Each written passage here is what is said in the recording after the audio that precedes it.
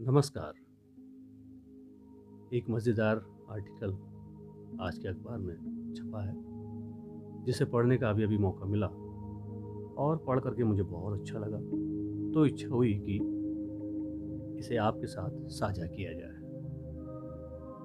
नानी पालकीवाला एक महान न्यायविद एवं बजट विशेषज्ञ, जिनका जन्म सन 1920 को हुआ था और मृत्यु हुई थी 2002 में।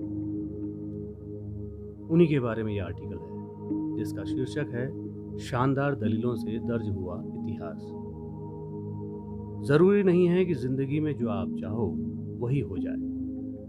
हाँ, कभी जिंदगी आपके मन मुताबिक सर पर दौड़ती है, पर जरूरी नहीं है कि आगे राह खाली ही मिलती चली जाए। कभी कभी अचानक एक दीवार आ जाती है, जहां से अचानक मुड़ना पड़ता है। वाकई तब एक दीवार खड़ी हो गई थी और अंग्रेजी के वह युवा विद्वान कुछ समझ नहीं पा रहे थे। उन्होंने कभी सोचा नहीं था कि उनकी दिली ख्वाहिश के आगे एक दीवार खड़ी हो जाएगी। बहुत उम्मीद से उन्होंने अंग्रेजी में अच्छे नंबरों से एमए किया था। मध्यवर्गीय पारसी परिवार से आते थे, जो पीढ़ियों से पालकी बनाता आ रहा था।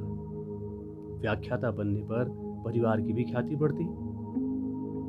बॉम्बे विश्वविद्यालय में एक ही पद पर भर्ती खुली थी और वह खुद को सबसे काबिल मान रहे थे। लेकिन अचानक एक पारसी विदुषी ने उसी पद के लिए आवेदन किया और वह नियुक्त हो गई। युवा विद्वान का दिल टूट गया। वह गहरी चिंता में पड़ गए।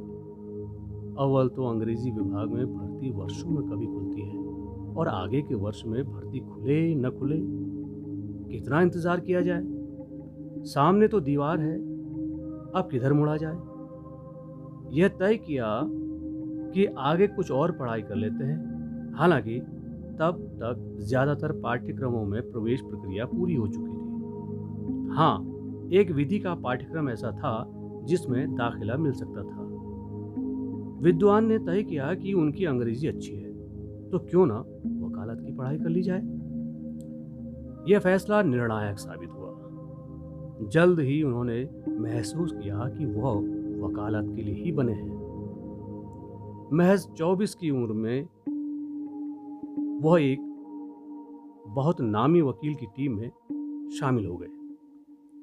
टीम में सबसे युवा थे। टीम जब बैठती थी तब वह आखिरी पंक्ति में रहते थे। सामने अदालत में एक मुकदमे पर बहस चल रही थी और विरोधी टीम की दलीलें 21 पढ़ रही थी। तब युवा वकील ने अपने दिमाग पर जोर दिया और दलीलें उमड़ने लगी। उन्होंने महसूस किया कि चुपचाप हारने से बेहतर है कि जीतने के लिए कुछ गुस्ताखी की जाए। वह लिख लिख कर दलीलें आगे वरिष्ठों के पास भिजवाने लगे। देखते देखते उनकी टीम की दलीलें 19 से 21 पर पहुंच गई। तब आगे खड़े वरिष्ठों ने पूछा कि कौन पीछे से पर्चियां भेज रहा है। तब दूसरी पंक्ति के वकीलों ने बताया, सर, ये अपने नानी पालकी वाला हैं। कानों कान चर्चा चल पड़ी कि एक दुबले से वकील साहब हैं, कद भी ज्यादा नहीं है, पर दलीलें इतनी शानदार रखते हैं कि पूछो मत।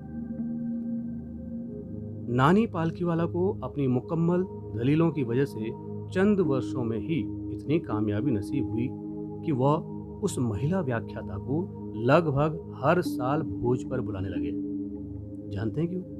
उनका आभार जताने लगे। कहने लगे कि आपने पद के लिए आवेदन न किया होता तो मैं आज भी अंग्रेजी पढ़ा रहा होता। अच्छा हुआ कि मैं अधिवक्ता बन गया और अब मैं लोगों के ज्यादा काम आ रहा हूं।